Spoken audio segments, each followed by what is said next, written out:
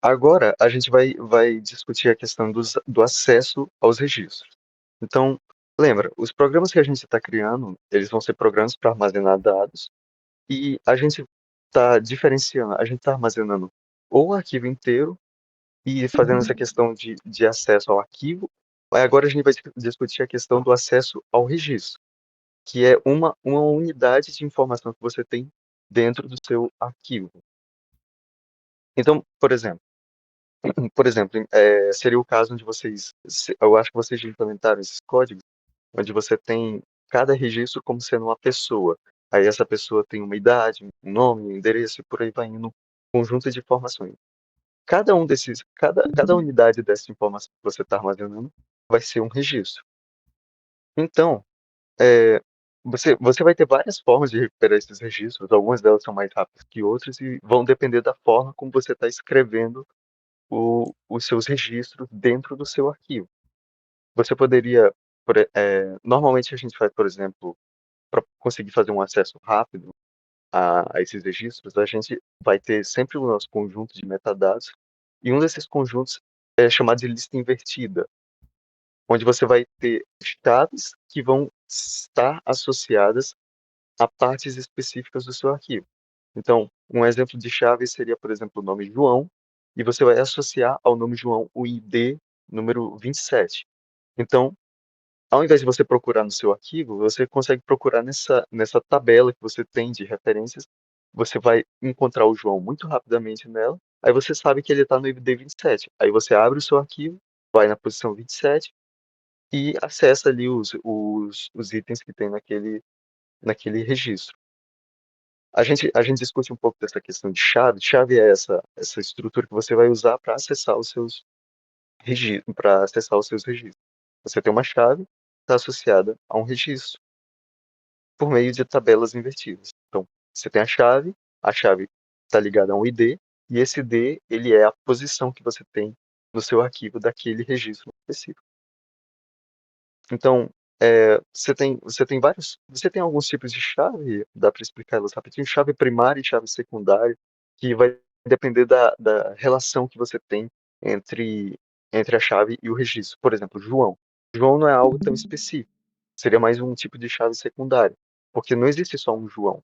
Aí, agora, por exemplo, uma chave primária seria a gente pegar realmente o CPF do João e associar ali.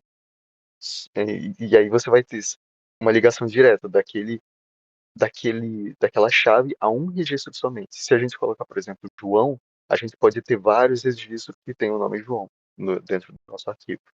Então, chave primária e chave secundária. Chave primária, acesso direto. Chave secundária, acesso a múltiplas instâncias que têm alguma similaridade. Quando você estiver modelando ali os seus dados, você vai ter que tomar o cuidado de escolher essa chave primária. Você precisa aplicar nela a forma canônica. Então, tipo, ao invés de você escrever João com J maiúsculo e as outras letras minúsculo, às vezes usar um acento, você vai querer deixar isso do jeito mais simples possível. Então você escreve tudo em maiúsculo, ou então tudo em minúsculo. Você sempre tira os acentos que você tem na palavra. O nome disso é forma canônica.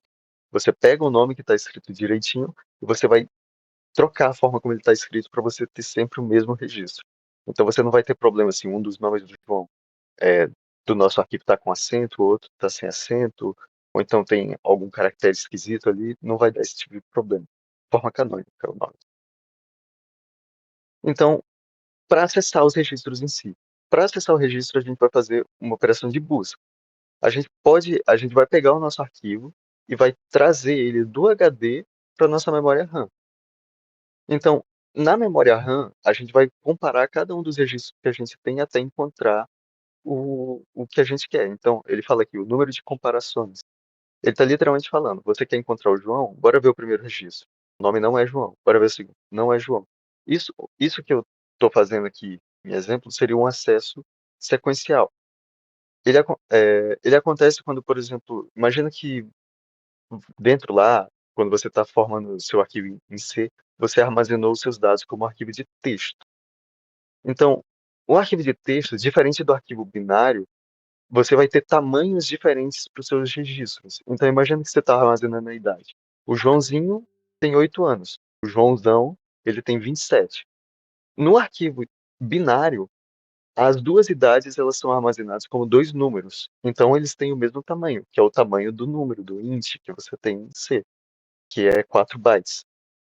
Mas se você armazenar isso como texto, você vai ter no arquivo de texto um byte, que é um caractere, que é o número 8, a idade do Joãozinho. E no Joãozão você tem 2 bytes, que é o 27, que é a idade do Joãozão. Então você tem essa diferença.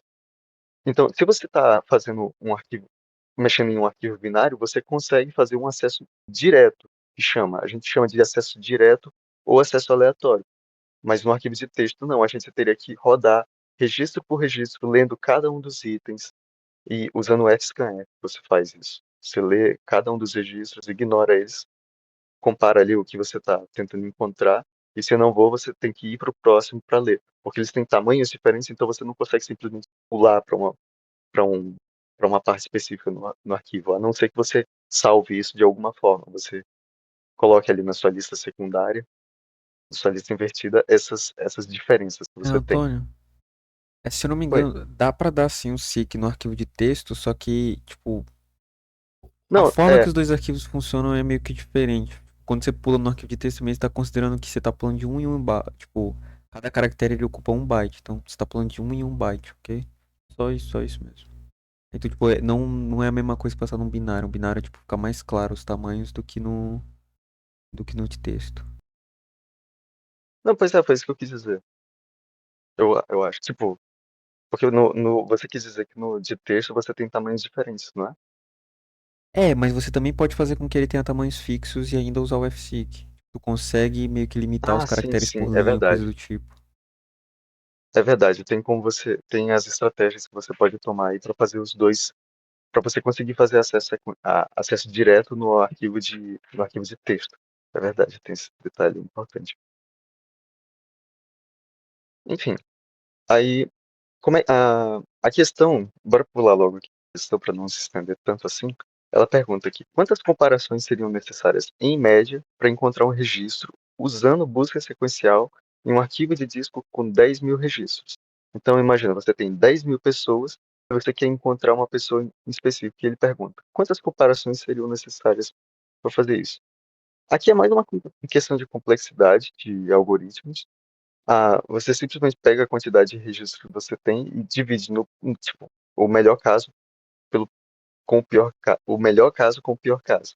Então, aqui, para um arquivo com 10.000 registros, seriam necessárias em média 5.000 comparações. Porque no melhor caso você encontra a pessoa que você está procurando no primeiro registro.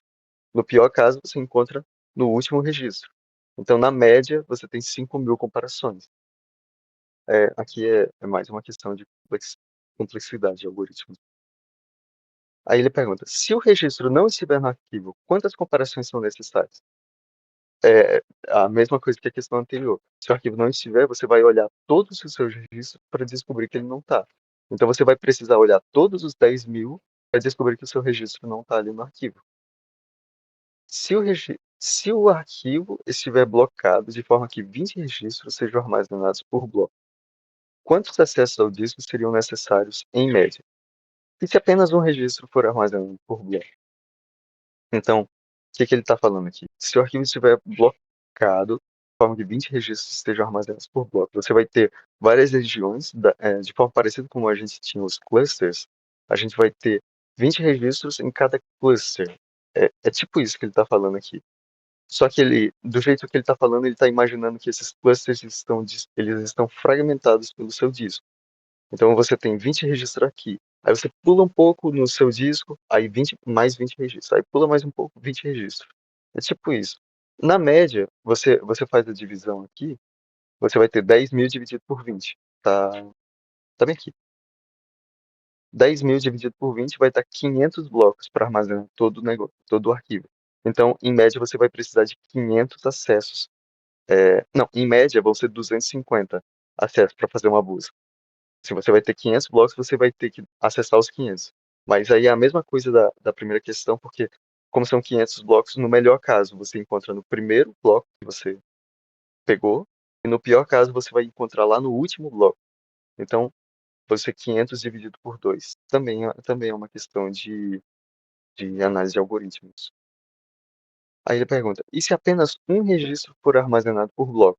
Ou seja, você vai ter cada pessoa que você tem, ao invés de estar armazenado em um extent bem grande, você vai ter tipo uma pessoa em uma região do disco, aí pula lá pro não sei onde do disco, você vai ter outra pessoa, aí lá em outro negócio você vai ter outra pessoa. E assim você tem o seu arquivo todo fragmentado. Você vai precisar fazer um seek, vai ter que mover o seu ponteiro lá do HD para encontrar cada uma dessas pessoas. Ou seja, você vai ter mil seeks, de certa forma. E se apenas um registro for armazenado por bloco? A média de acesso nesse caso é de. Ah, não, não está escrito aqui, mas o que acontece é isso: você vai ter 10.000 registros, então vão ter que ser 10.000 seeks. E é só isso a questão, de forma bem resumida. Essa parte do Fazer conteúdo de acesso ao registro, acesso aleatório, tem um comentário sobre essa questão, galera, todo. que é tipo, quando ele fala, por exemplo, essa questão de blocagem, as questões, elas não consideram, tipo, todo esse assunto que a gente tá vendo agora, ele não considera, tipo, você analisar os dados em memória RAM como, tipo, algo a ser considerado. Como assim? Tipo, quando ele diz blocos, qual que é a ideia que ele tem por blocos? Tipo, tem blocos lá, tipo, eu armazenei dentro do meu disco blocos de dados, então, tipo, cada bloco tem 10 registros. E a ideia desses blocos é que eu vou carregar 10 registros direto na memória RAM e vou analisar esses 10 registros na memória RAM. Quando ele fala que esses dados estão sendo, tipo, eu carreguei 10 blocos para analisar na memória RAM, o tempo geralmente que você leva para fazer essa análise na memória RAM é quase que instantâneo comparado ao disco. Se eu carrego um registro por vez, vou lá no meu disco, carrego um registro na memória RAM, analiso, não deu. Aí, beleza, eu vou pro próximo, carrego mais um na memória RAM, aí não deu. Aí tenho que ir no disco de novo, aí no disco de novo. Quando eu não tenho blocagem, é isso que acontece. Eu vou ficar fazendo acesso ao disco toda hora, toda hora, toda hora, puxando para a memória RAM para analisar. Agora, quando eu tenho blocagem, eu vou no bloco, pego 20 registros, trago para a memória RAM, analiso esses 20. O tempo que você leva para analisar os 20 registros na memória RAM, ele geralmente é desconsiderado nessas questões, porque a gente só está fazendo análise do desempenho em disco. É quanto menos acessos a disco eu faço, quanto menos seeks e coisa do tipo, ok? Só para deixar claro essa questão aí. Então, blocagem é basicamente você carregar pá, e reduzir os acessos ao disco. O tempo na memória RAM ele é relevante. É verdade, legal. Alguma dúvida, galera? Nessa parte de complexidade que o Antônio falou, que na questão em que a Aham, primeira pergunta que ele faz é que você falou que está considerando o pior caso e o melhor caso, né? No caso, uhum. esse dividir por dois é justamente o melhor caso e o pior caso? Eu não entendi muito bem a divisão que você fez Ah, tá. para É, chegar em 5.000. é porque. Aham. Você. É porque eu simplifiquei muito o assunto, mas assim, discutindo um pouco mais dessa questão de complexidade, imagina quais são todos os casos que a gente tem, onde a gente pode encontrar o nosso registro. A gente pode encontrar ele no primeiro, ou então a gente pode encontrar ele no segundo, ou então pode encontrar no terceiro. Então, para a gente encontrar a média, a gente vai ter que somar todos os valores e dividir por 10.000. Só que é porque eu não consigo fazer as contas aqui, eu não consigo mostrar no computador. Mas se a gente fizer essas operações, no final vai ser a mesma coisa que você pegar o primeiro, o primeiro caso e o último caso e pegar a média entre os dois. Você literalmente pega o meio, tá? Entre os dois. É porque essa conta é feita com o último mais o primeiro e divide por dois, para você chegar no meio daquele valor. Calma, eu vou tentar escrever aqui só para ilustrar o que eu estou falando. Puta. Imagina esse monte de traço aqui, são todos os registros que a gente tem. Então, é, imagina que o primeiro caso é a gente encontrar ali na posição desse asterisco aqui, encontrar o nosso registro, e o pior caso é encontrar aqui no final. Para você encontrar o meio que eu estou falando, é literalmente essa posição do meio, bem aqui, que eu quero encontrar. É literalmente o jeito que calcula a média. Você vai pegar essa posição aqui, que é tipo, deixa eu ver. Ah, não, ele não mostra, mas imagina que isso aqui tá na posição 10.000 e esse aqui tá na posição. Esse primeiro asterisco aqui, imagina que ele estivesse na posição 100. Então, para você encontrar o meio, você faz 100 mais os 5.000 aqui e divide por 2. Aí você chega nesse ponto do meio aqui.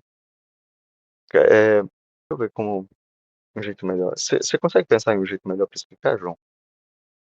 Ah, pera aí. Quantas comparações selecionadas para encontrar um registro usando a busca sequencial um arquivo de 10.000 registros? Mano, é tipo. É simplesmente, tipo, se você. Vocês vão ver, se você tá acessando aleatoriamente, é justamente isso que ele falou. A média é sempre você. Tipo. Digamos que você está fazendo várias buscas aleatórias constantemente no seu computador dentro desses registros. Lembrem que, por exemplo, o registro. Digamos que cada registro seja o nome de uma pessoa. Aí constantemente você está acessando o seu disco para acessar o nome de várias pessoas. Acessa, acessa, acessa, acessa, acessa, acessa, acessa. A tendência é que você, tipo, algumas buscas, tipo, busca sequencial. Lembra lá de Prog 2, eu acho que vocês viram. Prog 1 e Prog 2 vocês faziam busca sequencial. Você pegava o vetor, olhava a primeira posição, é o que eu quero? Não é, eu vou pro próximo. É o que eu quero? Não é, eu vou pro próximo. É o que eu quero? É. Se é, eu já retorno o valor e paro a minha busca sequencial. Não é essa a ideia? Beleza. O melhor caso da busca sequencial é quando a gente encontra o nosso valor na primeira posição. Porque se está na primeira posição, digamos que eu estou procurando a Ana e a Ana está na primeira posição. Achei a Ana na primeira posição, não vou buscar mais ninguém, não vou fazer mais nenhuma comparação. É o melhor caso possível. Eu fiz uma comparação só e acabou. E qual que é o pior caso? O pior caso é quando eu não encontro. Quando eu passo por todos os valores do meu vetor, todos os valores do que estão armazenados ali dentro daquele arquivo, e nenhum é o valor que eu estou procurando. Ou seja, eu passei por 10.000 registros, fiz 10.000 comparações e nenhum desses valores era o que eu queria. Então, se eu pegar esse melhor caso, que é o caso de eu encontrar em uma comparação, e o pior caso, que é eu não encontrar e fazer 10.000 comparações, a média disso é basicamente 5.000, que é o meio entre os dois, sabe? A média de comparações que eu faço. A média entre o É pior porque, e o melhor caso. tipo, pensa como uma tendência. A tendência é você encontrar o seu arquivo na posição 5.000. Tipo, existe o caso onde você vai encontrar, imaginando todos os casos possíveis, tem um caso onde você encontra ele super rápido, encontra ele na primeira posição, e tem um caso onde você demora muito para encontrar. Então ele vai estar lá na última posição. Aí você pega esses dois valores e encontra o meio entre os dois. Essa vai ser a média, que vai ser a mesma coisa que a gente considerar. Também existe o caso onde ele está na terceira posição e o caso onde ele está na posição 7.000. Ou então onde ele está na posição 3.000 ou então a posição que ele está é 9.000. Ah. É tipo, a tendência é ele ir para o meio. Tipo, o que você acha que é mais provável? Você encontrar o seu registro na posição 1 ou na posição 10.000? Tipo, probabilidade. O que é mais provável? Não é tão provável assim esses dois casos do que ele estar ali mais próximo do meio. Ele vai muito mais provavelmente estar entre esses dois do que nessas duas posições extremas. Deu pra entender? Tipo, é busca sequencial. A média da busca Eu sequencial. entendi. Deu pra Ok. entender, sim. Aí, galera, tipo, quando tá tendo blocagem, a ideia da blocagem é que tipo, você vai dividir esses 10.000, tipo, 10.000 por 20, pra você dizer que, por exemplo, a quantidade de acesso a disco que você tá fazendo agora é menor. Tipo, quanto é que deu 10.000 dividido pra 20 aí? Deu 500, né? Deu 500 blocos, Dá ou seja, 5.000. eu Não, sempre vou. 500. 500 blocos. Então, tipo, eu sempre vou pegar um bloco, aí eu carrego esse bloco na memória RAM e procuro meu valor ali. Esse tempo que eu gastei ali na memória RAM procurando esse valor dentro do meu bloco, ele é como se fosse um acesso a disco só. Então eu conto como se fosse um acesso a disco, meio que uma comparação, por assim dizer, dentro do disco, ok? Dentro da memória RAM, as comparações que eu faço na memória RAM, tanto faz. Agora que eu estou fazendo em disco, eu carreguei uma vez só. Então aí eu vou pro próximo bloco, próximo bloco, próximo bloco. Aí nessa ideia aqui, eu só tenho 500 blocos. Então o meu pior caso é eu encontrar no último bloco e o meu melhor caso ou não encontrar em nenhum bloco e o melhor caso é eu encontrar no primeiro bloco, ok? E aí meio que mudou um pouquinho aí a forma como a questão funciona. Mas deu pra entender, né? Essa questão dos blocos ficou difícil assim, os blocos complicaram ou o quê?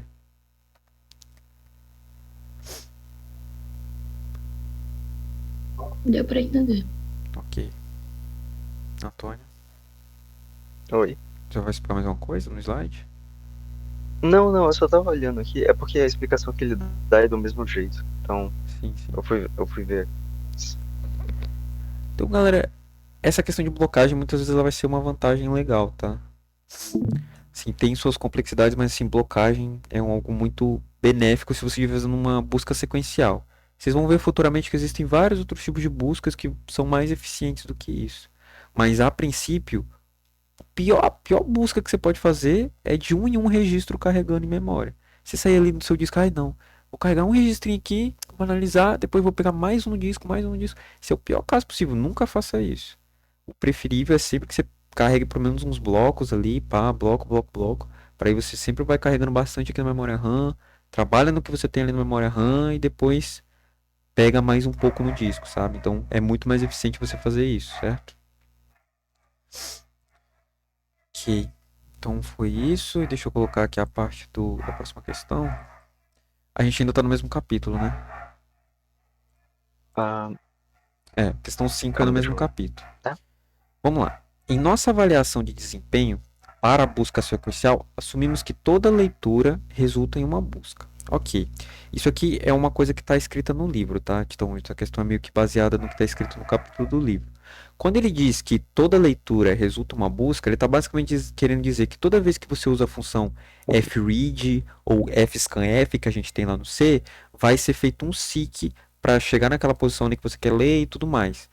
Porém, aqui vai uma questão. Quando ele assume essa questão, ele está assumindo um computador em que você tem várias pessoas usando ao mesmo tempo o mesmo, digamos que, por exemplo, tem um servidor ali que fornece o acesso ao sistema operacional para várias pessoas. Então, tipo, é como se o sistema operacional estivesse gerenciando ali o acesso de cada um dos usuários, multi-usuários. Então, toda vez que você for fazer uma busca, pode ser que um outro usuário estava acessando uma outra posição, aí o sistema operacional moveu o disco para aquela posição, e aí quando você for fazer seu read, o sistema operacional ele vai ter que lembrar onde você estava lendo e mover o ponteiro de volta para onde você estava lendo. Aí vai meio que ficar alternando, ó, aquele ali está lendo aquela região, então eu tenho que mover para ali. O sistema operacional está controlando, né? Então ele está fazendo isso. Ah, não, o usuário está lendo ali, então vou mover para lá. Não, mas aí a outra usuária começou a usar aqui, então eu tenho que mover para cá. Então, quando a gente está considerando multi-usuário, vários usuários usando um computador, toda leitura que você faz, ela tende a ter que fazer um seek. Porém, quando a gente tem uma máquina com um usuário só, que por exemplo é a gente aqui, né, cada um aí no seu computador, que a gente é um usuário só, usando um computador só, processador, então uma pessoa para um computador, isso vai se diferenciar um pouco. Por quê? Porque simplesmente não vai ter tipo duas pessoas concorrendo para acessar o disco, só existe uma pessoa querendo acessar o disco. Aí aqui vai uma questão interessante também. É, esse usuário que ele quer dizer aqui, tá, acho que até para reformular um pouquinho essa explicação que eu acabei de dar. Esse usuário Ô, que ele quer João, dizer você aqui, tá opa, transmitindo? eu foi mal, esqueci de transmitir. Eu tô só transmitindo a questão por enquanto, Ah, tá, mas tá. deixa eu voltar aqui. Tá. Tela 1. Vai fazer agora? Mais 30 minutos? 15 minutos? Sim, aí você clica pra nós mexer aqui. Tá, 15 minutos. Aqui eu 10 chego minutos. lá, Tá, 10 minutos, 10 minutos. Tá, essa aqui vai ser a última questão, galera. E sair já já. Eu não consegui pausar a gravação. Enfim, voltando aqui, foi mal aí pela interrupção. Então, bora lá. Deixa eu só ver se tá gravando certinho. Ok. Tá, voltando aqui. O usuário. Esse usuário, galera, ele não necessariamente precisam ser pessoas, tá? Eu falei aqui, dei um exemplo como se fosse duas pessoas acessando o mesmo computador ali, o sistema operacional controlando tudo, mas não necessariamente é isso. Por quê? Porque no seu computador tem vários processos rodando ao mesmo tempo. Tem ali o seu navegador, por exemplo, está rodando agora, está rodando junto com o Discord, está rodando junto com isso. Todos esses aplicativos, eles são considerados usuários, meio que do seu sistema operacional e, tipo, uma vez ou outra ali vai ter dois aplicativos tentando acessar o disco ao mesmo tempo. Então, isso aqui também é uma concorrência, também é algo que ele faz assumir que toda leitura resulta em uma busca, ok? Então, quando você tem vários processos rodando ao mesmo tempo, tem uma chance, também não é garantido, porque muitos processos, como eles vão estar em stand-by, não fazendo nada, eles não vão querer acessar o disco para fazer nada. Então, existem algumas situações que isso não vai acontecer. Também entra nesse caso, ok? Então, multiusuário, não necessariamente são pessoas, também podem ser multiprocessos. Tem vários processos rodando no seu computador, várias aplicações, e pode ser que em alguns momentos vai ter duas aplicações tentando acessar o disco ao mesmo tempo, ok? Mas quando a gente não tem esse caso, digamos ali que seus processos estão todos em standby e só sei lá, o seu Word está aberto lá o Word, você está editando seu arquivo e só você está acessando o disco. Nenhuma outra aplicação do seu computador está fazendo acesso ao disco.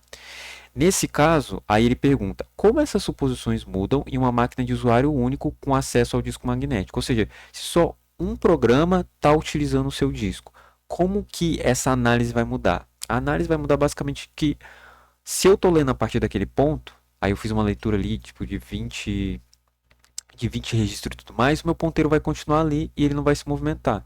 Então, se eu quiser, por exemplo, lá na questão da blocagem, digamos que eu li um bloco de 20. Beleza, aí eu fui lá na memória RAM, analisei esses 20 registros, não encontrei o meu registro dentro daqueles 20. Quando eu voltar lá para o disco para buscar mais dados, o meu ponteiro ele continua no mesmo lugar onde ele estava. Ou seja, quando eu ler meus próximos 20 registros, eu não vou fazer nenhum seek. Eu só vou continuar lendo da onde eu estava. Então pronto. Eu não fiz mais nenhum seek, continuei lendo mais 20. Aí depois nenhum seek, continuei lendo mais 20, por aí vai. Ok? Ou seja, não vai ser necessários mais seeks para eu continuar lendo, porque cada f-read que eu der, ele vai continuar lendo de onde ele parou. Claro que ainda vai ter sim alguns seeks ali por trás, naquela questão que a gente explicou de você ter os extents. Então, tipo, se por acaso o seu arquivo está dividido em vários extents, pode ser que aconteça ali um seek ou outro. Mas esses seeks a gente não leva em consideração porque aqui a gente só está analisando os registros. Então, analisando só a questão dos registros, ignorando como funcionam os extents e os clusters, a gente vai ter todo um acesso sequencial e nem mais um seek necessário em relação ao movimento do arquivo, ok? Essa é a ideia aqui. Aí como essas suposições alteradas afetam a análise da busca sequencial. Pior que essa formulação aqui da pergunta ficou um pouco mais grandinha. Inclusive não esquece depois de colocar as respostas aqui também, tá? Copia e cola aqui, Antônio, depois. Ah, tá.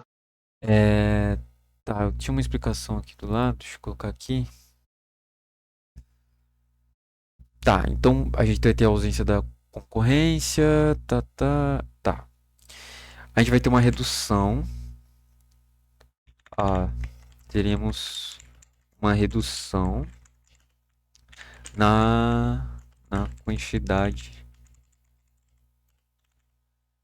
de seeks feitos.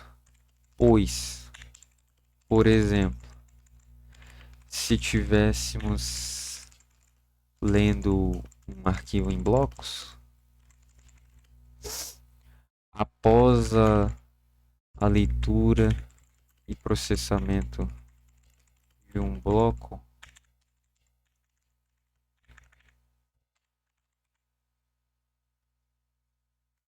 a próxima leitura seguirá sequencialmente e o ponteiro continuará de onde parou, ou seja, posicionado no próximo bloco. Não havendo necessidade de outro seek. Ok. Deu para entender essa parte aqui?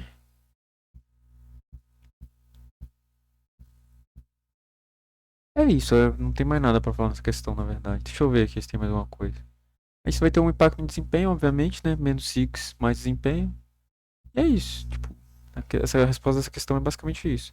O fato de você não ficar movendo ali para atender um outro usuário e depois ter que voltar para onde você estava lendo, vai te ajudar muito, vai reduzir a quantidade de seeks simplesmente porque, tô lendo ali de bloco em bloco. Eu li um bloco, quando eu terminei de ler esse bloco, a ideia é que o meu ponteiro, né, ele se moveu, ele foi lendo e se movendo, né? Então vai lendo, aí ele para ali por exemplo, no registro 21, porque ele leu 20 registros atrás, carregou lá na memória para você e parou lá no registro 21. Aí você foi lá, processou tudo em memória e tudo mais.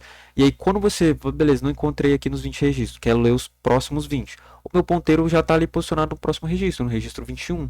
Então é só eu ler mais 20, sem precisar fazer nenhum outro reposicionamento do meu ponteiro. É só ler os próximos 20, depois ler os próximos 20 e assim vai. Ok? Deu para entender essa questão aqui? Alguma dúvida? Tranquilo. Isso aqui foi bem simples mesmo. E é isso então, galera. Calma aí. Então essa foi a questão. Então a gente está vendo agora, a gente começou a entrar na questão dos registros e buscas, que vai ser meio que, né, as próximas teorias aqui que a gente vai ver vai ser tudo baseado nisso. Vamos lá.